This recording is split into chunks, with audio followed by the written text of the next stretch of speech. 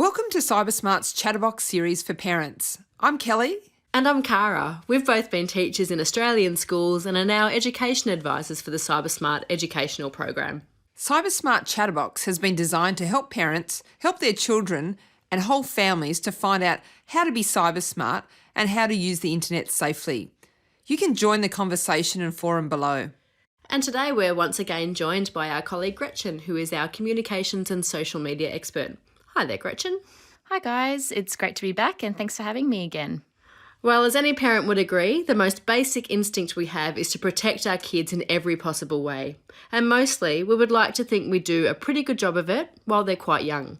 This is because we generally have control over all of the environments that they're in. That's right, but what happens when they get a little bit older and start to wander into environments where they can't always be protected by you, especially in the online world where so much can happen in the palm of their little hands or through their computer screen? This is a concern every parent has. No one wants their child to be in any kind of danger or in a vulnerable position, especially when it can hurt them or have a serious impact on their emotional well-being. For example, cyberbullying is something that as parents, we may at times feel we have zero control over. I think, firstly, it's a good idea to understand that cyberbullying is generally understood to be repeatedly hostile behaviour intended to harm someone using technology. Now, the key word is repeatedly, as there are times in every child's life where they may be subject to a one-off negative experience, some would call it conflict, yet when the behaviour is targeted and repeated, this is when it can cause serious harm to your child's well-being.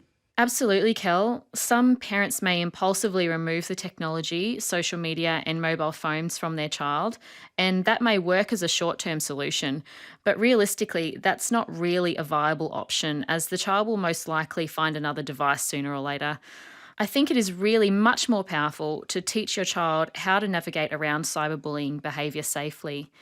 This strategy would also inevitably encourage your child not to fear speaking up about future cyberbullying.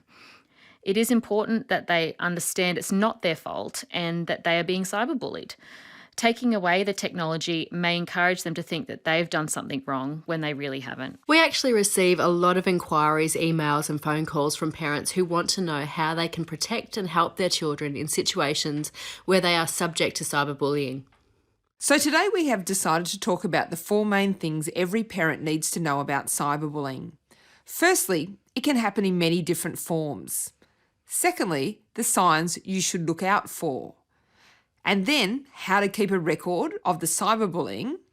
And finally, what help is available out there if your child is cyberbullied. Okay, so let's unpack these 4 points a little further. First off, cyberbullying can happen in many different forms.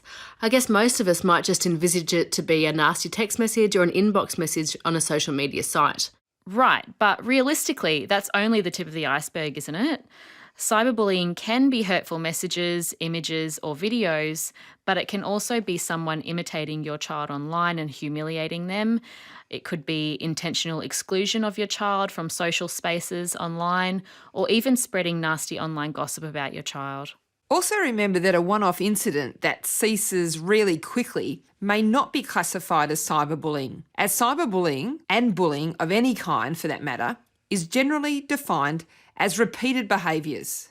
Okay, so the second thing every parent should know about cyberbullying are the signs. It can have a huge emotional impact on your child, and it is important to be able to recognise the signs so that you know when to intervene and to take action, or to support your child through an undoubtedly difficult time. Also, each child will respond differently to this type of behaviour shown against them. I think that's really true, Cara. Children, when they're in primary school, definitely tell adults in their life about cyberbullying, primarily mum and dad. But as they get older, they don't tend to tell adults. As we mentioned earlier, adolescents often feel that their parents will disconnect them from the technology or may overreact and make the situation worse.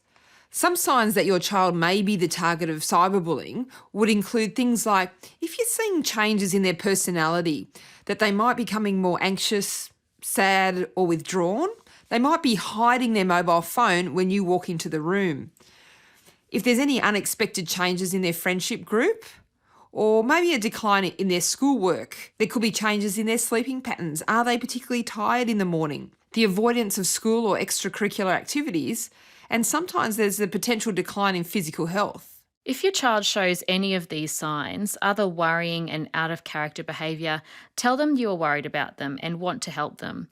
If they won't open up to you, try to recruit others to talk to them, and this could be anyone that you know that is close to the family, like an older sister, a friend, or an aunt or a teacher. It's also important to reassure your child that you're there to support them and to help them, even if they've participated in part of the bullying. Also, allow them to keep connected to a supportive group of friends online. Now, once a parent has established their child as being cyberbullied, the question is, what can I do to stop it? We have had a lot of parents ask us what measures they can take to prevent it from continuing. The first thing to do is to encourage your child to not respond to the negative or hurtful comments, but rather keep a record of it all. So take a screenshot or print out what has been said or done if you can, and keep the details of the senders. It's also important to report the behaviour to the administrator of the service that the bullying is being carried out through. This might be the website administrator if it's a social networking or chat service, or even be a mobile phone provider if the bullying is happening through text messages. It's also important to remember that if there is a threat to your child's safety, the police are there to help, so speak to your local police station. And then finally, every parent and child should know that they are not alone in this experience. Help and advice on how to cope with these situations is always available. A good starting point is our website. On there you'll find the details of various agencies, 24-hour hotlines and support services that will guide you, give you tips and information on how to handle cyberbullying and the emotional well-being of your child. We know that in most cases it's really difficult, if not impossible, to prevent cyberbullying, as it can occur anytime, extending well beyond school grounds and into safe spaces such as your home. But what we can do is try and build resilient kids that know how to deal with the impact of cyberbullying. That's right, Gretchen. It's important to empower kids with the knowledge of how to act responsibly and with resilience online. We want to equip them with the tools to know how to deal with cyberbullying. It's also crucial to demonstrate how others can be affected by their interactions online and what language and actions are considered appropriate in an online environment, and call out behaviour they think is nasty or inappropriate. For more information, please visit our website cybersmart.gov.au, or if you'd like to ask us a question or share your stories about how you've dealt with cyberbullying, please join the conversation below.